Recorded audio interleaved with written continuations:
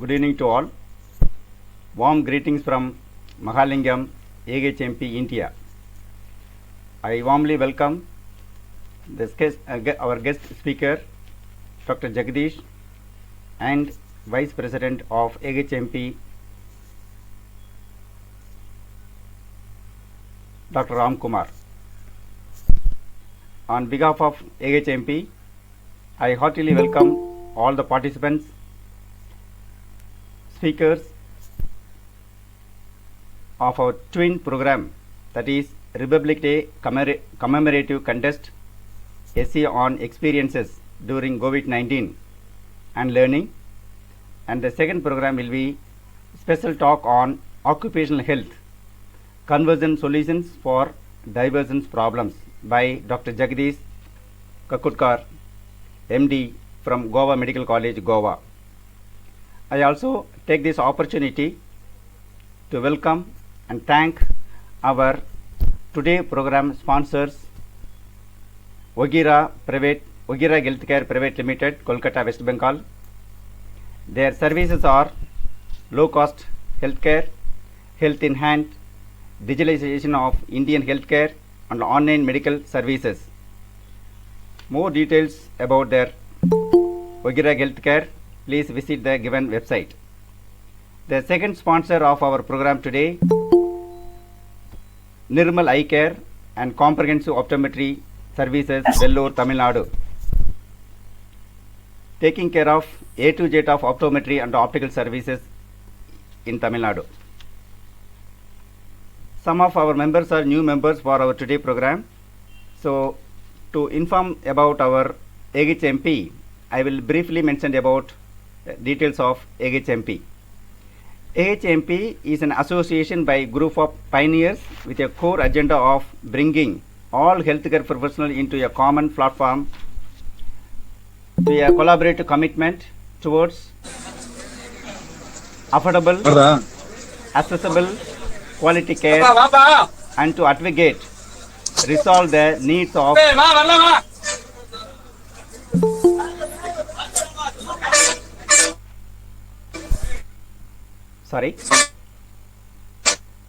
commitment towards affordable, accessible, quality health care, and to advocate, resolve the needs of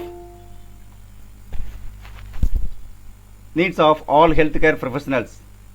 Healthcare professionals like doctors, administrators, allied health professionals, healthcare management, and allied health program students are welcome to our association as a member. We have two types of membership: annual and life membership are available. More details about our AHMP, please visit ahmpindia.in. Now, I request our senior soft skill and corporate trainer and our AHMP's treasurer, Professor R. Ramakrishnan, to brief on Republic Day contest. You can hear me now? Okay. Good evening to one and all, to all our delegates for this evening's event by AHMP. I join Mr. Mahalingam in extending the delegates and our speaker of the day. Now, when we were in the third week of January of 2021, with about 4 or 5 days left for the Republic Day celebrations, we thought that we will add some benefit to our members by means of a contest. AHMP keeps on trying as to how to improve our services to our members and add on to their benefits. Out of this idea, we thought we can do a kind of a commemorative program in celebration of the Indian Republic Day. After some discussion, we decided that we will announce an essay contest for our members. Now, we all know what all we have undergone over the last 1 year due to the pandemic. So we thought that that would be a better subject to ask our members to share in writing the experiences they have had during the pandemic and what lessons they learned out of it. I am happy to inform you that as soon as this was announced, with the last date of 26th of February, lot of enthusiastic responses were received from our members. We thank all of them for their response. What we did, immediately we constituted a panel of experts to go through all these essays and then help AHMP to zero in on the first 3 winners of this wonderful contest. The panelists went through very meticulously with all the entries, all the essays, and then they came out with a final list of the winners. Now, that is the background of the Republic Day contest. Members, you can expect more such value addition based programs from AHMP in the days to come. Thank you all, and may I now request Dr. Ramakumar, Dr. M. Ramakumar, MD, FRCS. He is a senior and general laparoscopic surgeon, very famous in his field, and he is also the vice president of AHMP. I have great pleasure to invite Dr. Ramakumar to announce the winners of the first, second, and third contest of AHMP's Republic Day commemorative essay contest. Thank you all. Over to Dr. Ramakumar, please.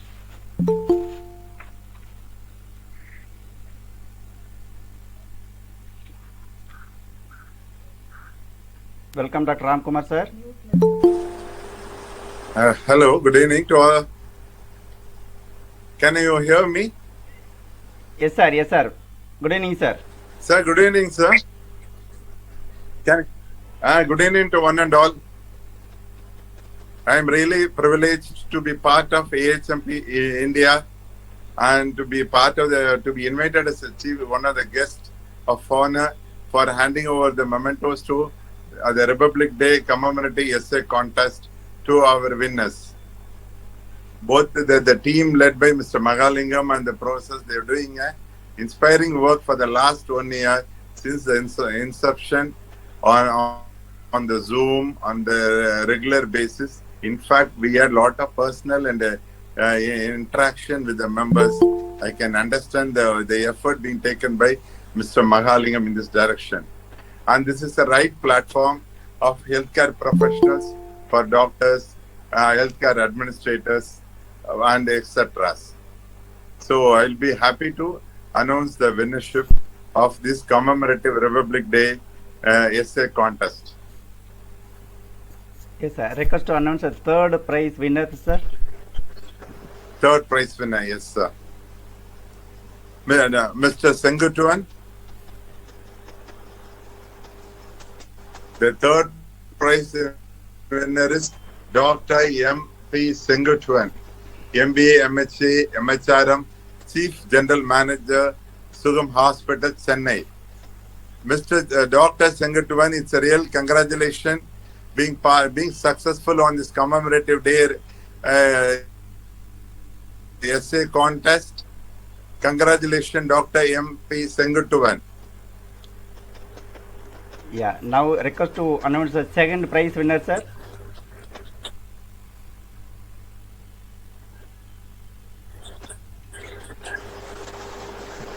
Send me the slide. The slide, sir. Yes, sir. Yeah. Now you Yeah. Mr. Muhammad Arif M.A., Manager, Quality, Neuro 1 Hospital, Trichy, District Representative, Trichy, AHP, India. Congratulations, Mr. Muhammad Arif. Congratulations. Many more laurels to reach you. On behalf of AHMP, we congratulate you and wish you best of luck. The next one, Mahalingam. The next one is the first prize for the essay contest is going to the first one, the crown of the contest, Dr. Neha Chavan, the Chief Administrator and Chief Coordinator, Indian Association of Cardiovascular Thoracic Surgeon, Bangalore. It's really a great work done by Dr. Nega. Congratulations, madam. Congratulations. On behalf of HMP, I congratulate all the winners. The first one, second one, third one, being so successful and being and congratulations to all the participants of this essay contest.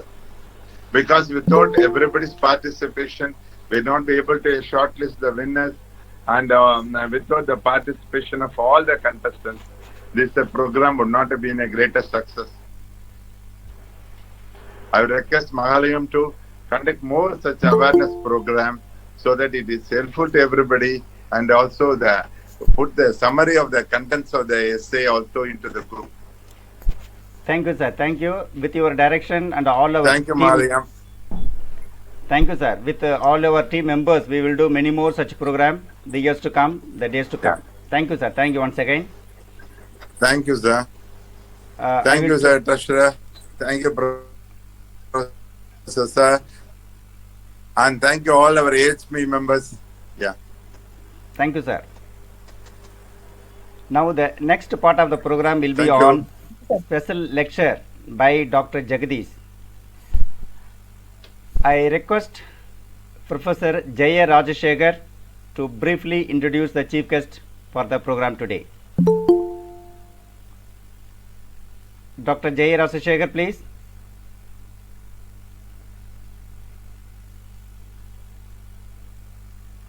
Dr. Jaya Ras.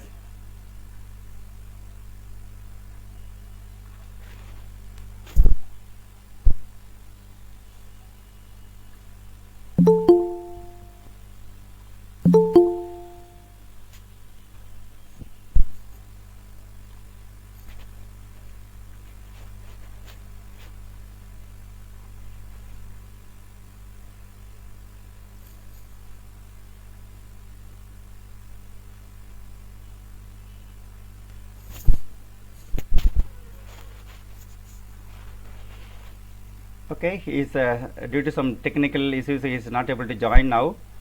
I take this opportunity to introduce the chief guest, Dr. Jagadish A.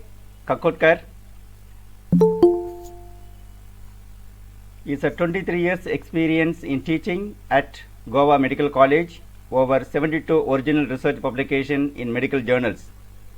Currently, he is a nodal officer at COVID vaccine at CMC, that is a Goa Medical College, and he is in a various editorial board of more than 6 reputed medical journals, including Indian Journal of Occupational and Environment Medicine 2.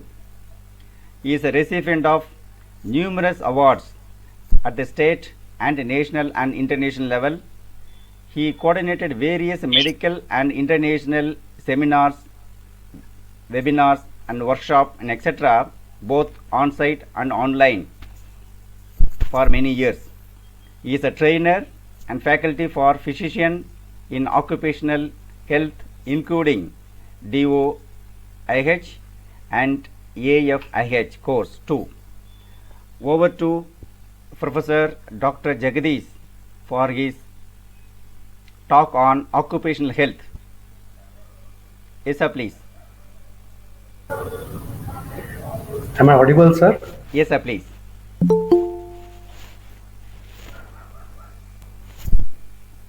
Can I start my presentation? Yes, sir. Yeah, please carry on. Just I will stop my screen sharing. Yeah. Yes.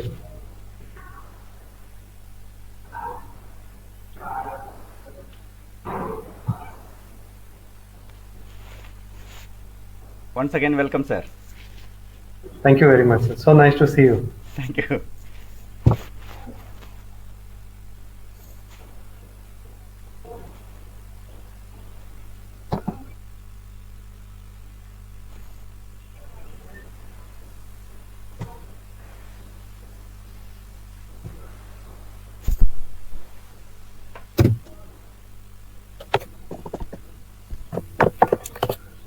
Are the slides visible, Yes, sir, it's visible now.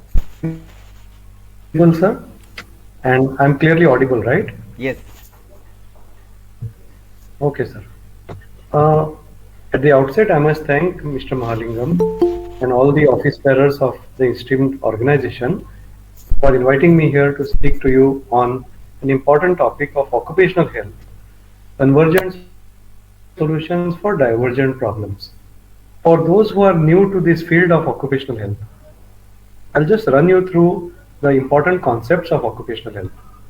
It has its roots in Europe as early as 16th century when occupational health was first introduced. It has come very far now. It's become an integral part of the world economy and society. It's not new to India or Goa. Existence of the Indian Association of Occupational Health for over 6 decades, since 1948. And in Panji, on top of the hillock in the capital city, a place called Altin, there is an inspectorate of factories and boilers since a very long time. That is a testimony that occupational health has been there in Goa as well. We in our department at the medical college were associated with the running of a diploma in occupational industrial health, 2-year diploma there, which later on became a diploma called AFIH, Associate in Factories and Industrial Health. So who are workers or laborers? We know they are in the formal industry, like the various industrial estates, IT, mines, factories, mills, mining, shipbuilding, and so on, as well as small scale, and those who work in the informal sector, which is not organized, and they do not have access to occupational health. Agriculturists, farming, fisheries, carpentry, a very large number of our Indians work in these informal sectors. And as you know, there are those who are working in illegal forms of labor as well, like child labor and sex work. They are at various health hazards for themselves besides safety issues. So what is occupational health?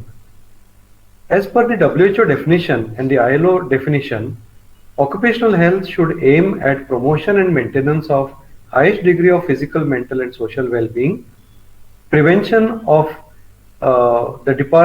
workers from departures from their health caused by their working conditions, protection of workers from such harm, and placing and maintenance of workers in environment which is suitable. Now you see this picture tells you 1,000 words. Imagine a worker working in such a mining industry, a single person driving that huge machine, and there would be mining workers around this mine which has no safety measures. And we have to see that we fit the right job for these workers. That science in occupational health is called ergonomics. Many health and safety problems in workers or laborers are due to the failure to anticipate their capacity to work and their behavior. For example, fatigue, accidents, back pain, and upper limb disease.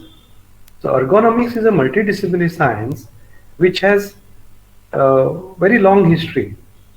Basically, it's derived from the Greek ergon means work and nomos means law. That is, in short, by ergonomics, we are trying to fit the job to the worker. Objective being to achieve the best mutual adjustment of the man and his work for the improvement of human efficiency and well-being. The application of ergonomics and its principles has made a significant contribution to reducing industrial accidents and to overall health issues. Work-related musculoskeletal disorders is one such problem which a lot of workers suffer from. And typical examples are a poultry worker develops numbness and tingling in the hand and fingers due to repetitive hand motions associated with dismembering of chickens. A farmer experiences pain in the lower back attributed to the awkward stooping posture required to harvest his crops or vegetables. A nurse's aide suffers back strain when transferring patients from a hospital. So, we must understand occupational hazards can be physical, chemical, biological, mechanical, psychosocial, and these result in the various occupational diseases. So accordingly, we can have disease in workers due to various physical agents like heat, cold, light, pressure, and so on. We can have disease due to chemical agents like the various gases, pneumoconiosis, like we heard about silicosis, asbestosis, metals and their compounds, chemicals, and the various solvents. as well as occupational disease arising out of biological agents, occupational cancers, particularly of the skin, lungs, and bladder, occupational dermatitis, and occupational disease of psychological origin. So what is now the importance of occupational health? I explained to you what is the field of occupational health. We need occupational health to increase productivity, to ensure high quality of work, to increase workforce morale, to reduce employee turnover, and HSE or health, safety and environment are enablers for economic development. What we must understand is that damage is chronic in the area of health, acute in the area of safety,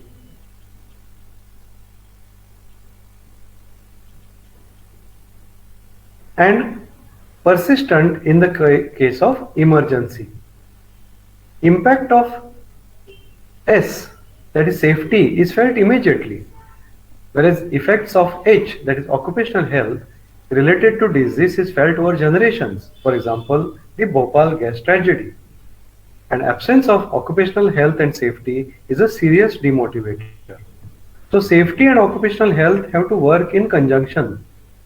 It is best to prevent accidents and occupational hazards at the design stage itself by incorporating best practices and configuring the work processes.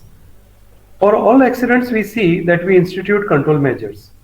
But for occupational health illnesses which have chronic effects, we remain complacent, like a frog who is in a gradually heated vessel. Only when it becomes too hot, the frog realizes it's too difficult to jump out at that time. So that brings us to the concept of divergent and convergent thinking. Sir, can you reshare your slide and talk, sir, please? What happened, sir? I think other person is sharing his slide. Just can you reshare your slide again, please? Again? Yeah. Okay.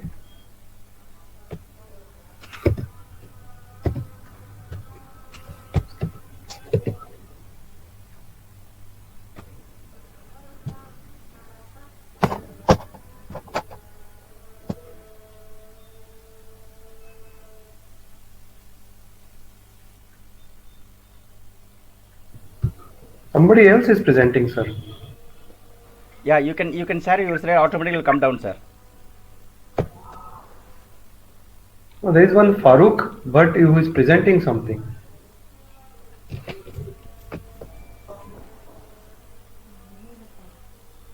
Yeah, now you can present your slide, sir. Yes, I'll start now.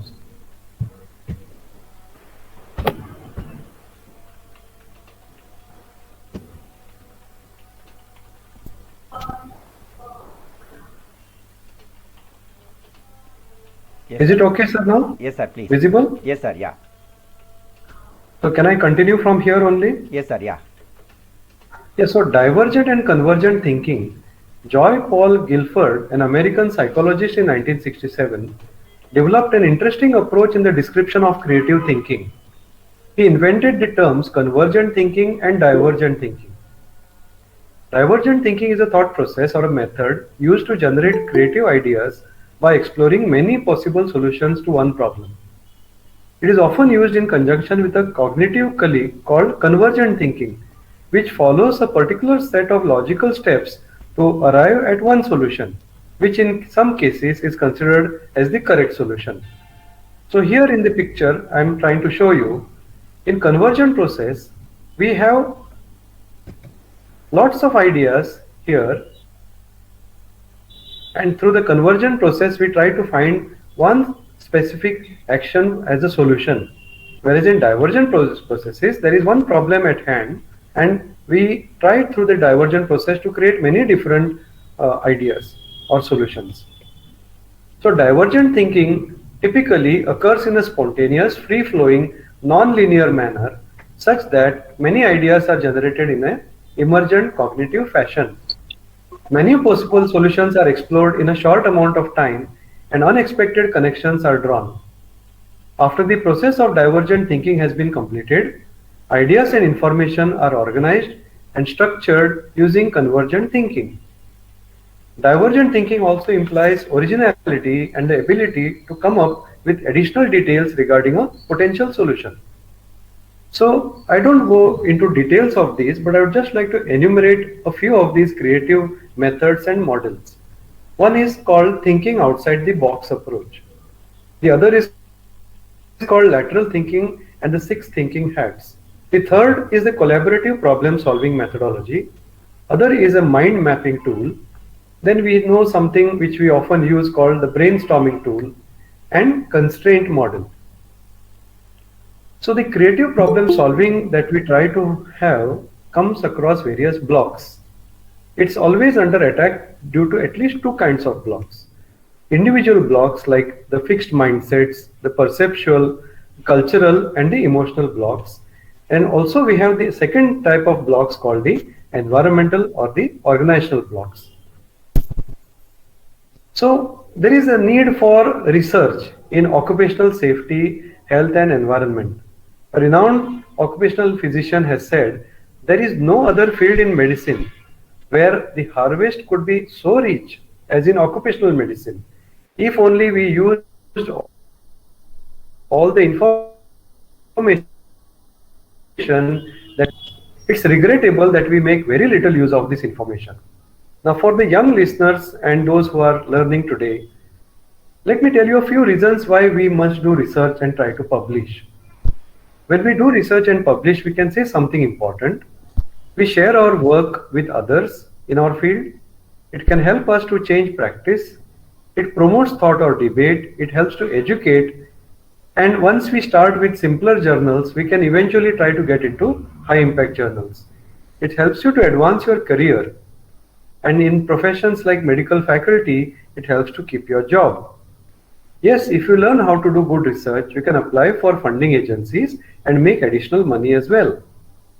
And in addition to the monotonous work that we do, it also helps you to entertain, divert or amuse from the same monotony of the regular job. So one such idea I gave to my first postgraduate student, who was in fact a diploma student in public health, and I was her guide. No study had been done in Goa on health of the iron ore mining workers. So as a part of her dissertation, under the guidance of my former professor, Dr. Modkare, we did a study on the various morbidities among in Goa. And we found an association between the occupation of mining in Goa with various pneumoconiosis, that's the lung problems, compromised lung function and hearing loss. We suggested that further analytical studies should be done to prove this association.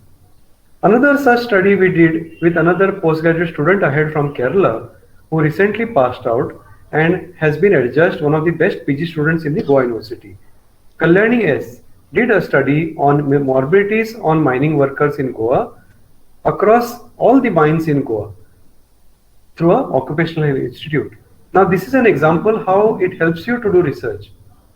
Kalyani was one of my postgraduate students in 2019 who got selected to present this paper as an oral paper at a prestigious 69th National Conference of Indian Association of Occupational Health at Gujarat.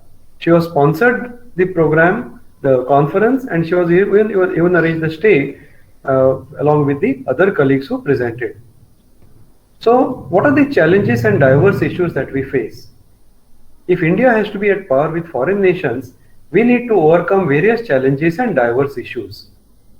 The 5 main issues according to me, one is the leadership mindset and the corporate commitment. If the leadership mindset is not positive and favorable to the younger people who work in the departments, units, colleges or various other organizations like yours, then they cannot prosper and put in their energy fully. If there's no corporate commitment, we can't come across productivity. We must have a life cycle approach to occupational health. We must continue to do teaching and training, which your prestigious institute continues to do. We have to come up with the effective implementation of this, but they are not implemented. We have to ensure their compliance. And we have to use technology as a strategic enabler. I'll give an example of each one of them to drive home these points. leadership mindset and corporate commitment. Now, there is very little convergence that we find between occupational health and safety with business, which is mostly concerned with productivity and profits.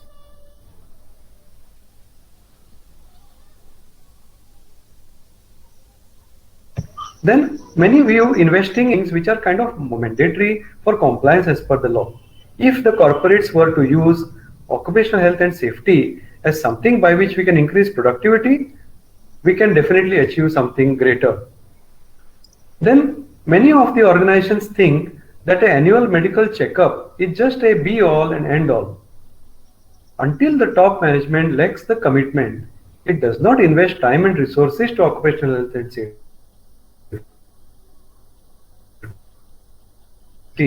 No HS initiative can be successful. They have to be to make their attitudes favorable. So proactive measures, like for example, near miss reporting. This near miss reporting is something we can learn from the aircraft accidents, where not only the actual aircraft accident is investigated, but the one that was nearly missed is investigated with equal seriousness. Risk assessment, auditing for compliance, emergency management programs, mock drills, benchmarking, and safe technologies and training programs is something we have to carry out. One thing we must remember in any organization, every employee is unique and special, just like each of the employers are. Just like you cannot compare one child with the other, we cannot compare one worker with the other. There has to be a life cycle approach to occupational health. 3D plant modeling is one of the ways. Infrastructure has to be there proper. But the biggest challenge, according to me, is not just the diagnostic equipment, emission level detectors and sound meters, but the biggest challenge that we face in our country today is unavailability of trained occupational health professionals. Estimated requirement of occupational health professionals in India is more than 8,000. As I told you, in our department in Goa at the medical college, with the Inspectorate of Factories Boilers, we trained a few doctors in Goa and outside Goa in the DOIH and AFIH course. Unfortunately, both these courses have stopped now.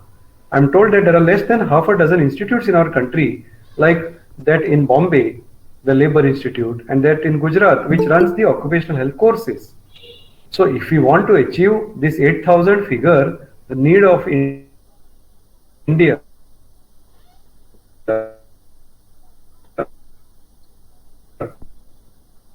நமக்கு பிரச்சனை அது ஓடிட்டு தான் இருக்கு.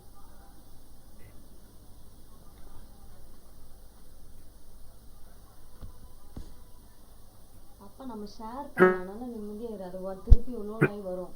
அது ஓடிட்டு தான் இருக்கு.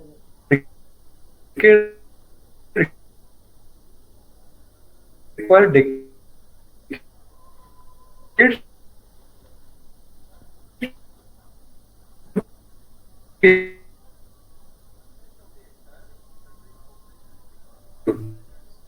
current PG courses in occupational health. Compulsory for you to develop in the means to see we are having the course in work. Is that department in the government sector alone capable of all the workers, despite our percent of the entire, if you want to achieve, and for that we have to achieve paramedics in the healthcare, in the occupational health setup.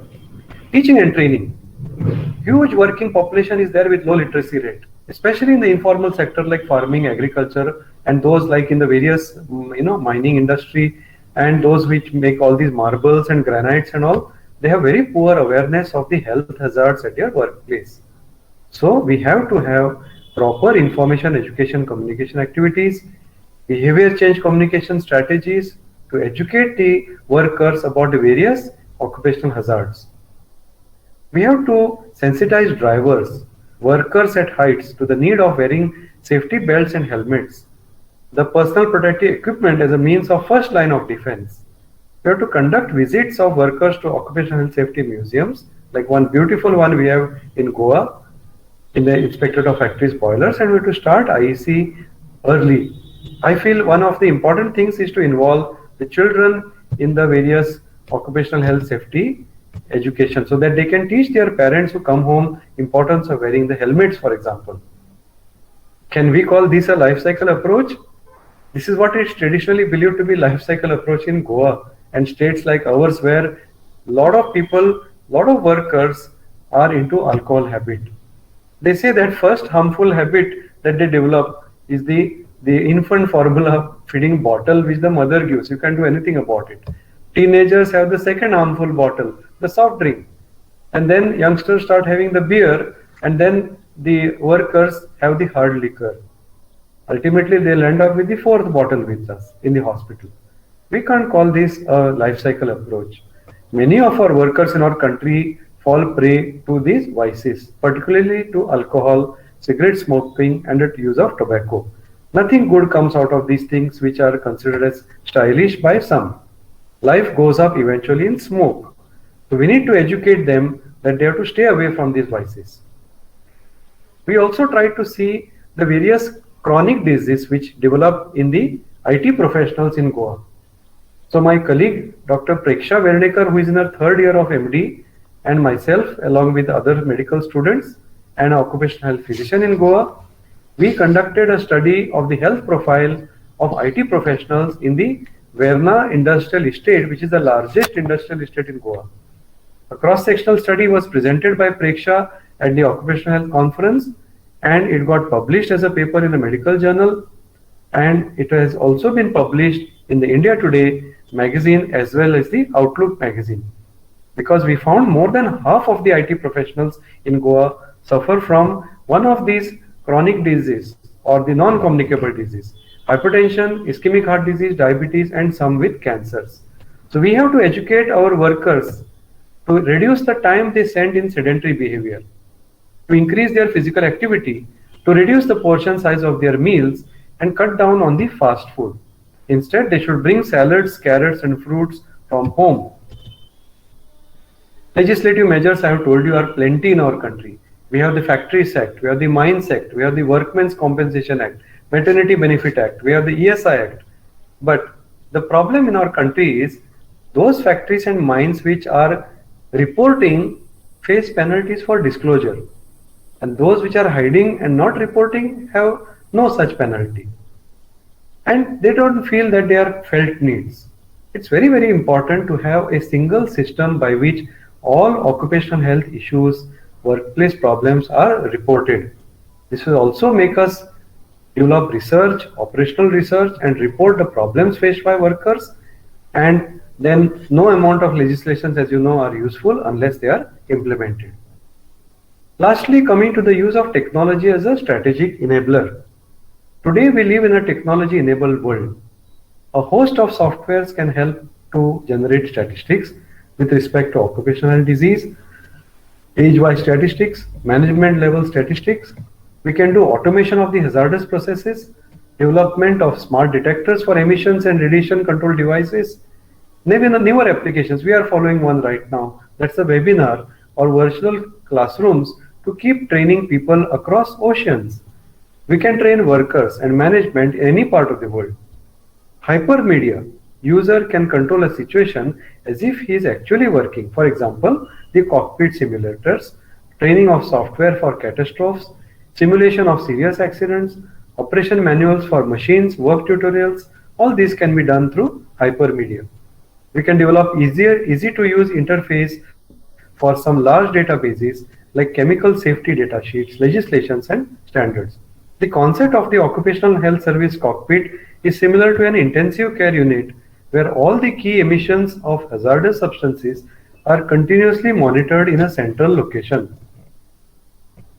Towards the end of my session, we will fail if we don't keep in mind these important messages. We have to empathize with workers. And you know, empathy is a very big word which is far different from one called sympathy. When somebody passes away, somebody suffers, we shed tears with them. That is sympathy. Empathy is understanding a person's problem and trying to help him or her overcome the problems that they face. Which are the two most important problems which our workers in occupational health setup face? One is depression leading to suicides. As the WHO says, suicides are 100% preventable. We have to counsel workers at their workplace, all people, all staff, all students, and find out what are their problems.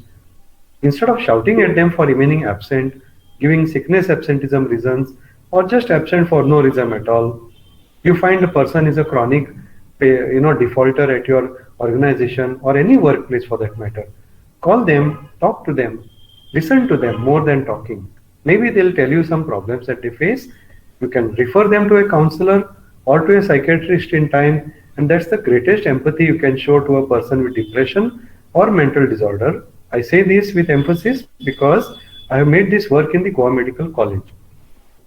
13 years before I joined as an academic section head in the medical college, in addition to my own duties, I had witnessed 17 medical deaths of doctors out of suicide. From the time I took over in 2003 till 2019 when I left it, I had not witnessed a single suicidal death in a medical student. And that's because I used to keep check of their attendance and call them and ask them for what reason they are absent. Whether they are absent for no reason at all, whether they are trying to have fun, or whether they are depressed or having some alcohol problem or some other reason due to which they are not attending. Second most important reason why we must empathize with our workers is those who suffer from AIDS. What is the risk posed by a worker if he has AIDS to you? HIV, which causes AIDS, can spread in only 4 ways: sexual contact, mother to child, blood transfusion or product transfusion, and through injections, which are used for drugs mainly. A worker at your workplace poses no risk for you. HIV AIDS causes death maybe after 10 to 13 years. But if you take away the job of a person just because he has AIDS, a co-employee, a student, a resident doctor or a worker, you will kill that person faster than the virus can. He has to feed himself and the family, and you should never do that. These are 2 places where empathy helps a lot. I thank you for giving me this opportunity to present a few thoughts before you, and that's my email ID there with my phone number. Since there is a constraint of time, I need to attend to something very urgent in my medical college very shortly. I request you to allow me leave of absence. Thank you very much for inviting me and allowing me to present this session. Thank you, sir. Thank you so much for taking your time and presenting for the very important topic on occupational health. Once again, on behalf of our team, AHMP and members and our executive committee, would like to thank you for your time and excellent presentation on this. Thank you, sir. On behalf of AHMP India, it is my pleasure to thank our speaker of the evening, Professor Dr. Jagdish, Goa Medical College, for having provided convergent solutions to divergent problems in occupational health. Thank you, sir. Our special thanks to Mr. Subir Ghosh, founder and director, Okira Healthcare Private Limited, for having supported us this event today. Okira Healthcare Private Limited is into digitalizing healthcare, and our best wishes for their mission. Also, our thanks to Mr. Nirmal Rajmohan, Nirmal Eye Care, for having supported us. Nirmal Eye Care is a comprehensive optometry center in Tamil Nadu. My sincere thanks to our President, Mr. Mahalingam, Vice President, Dr. Ramakumar, Professor Ramakrishnan, and to all the participants for making this webinar a grand success.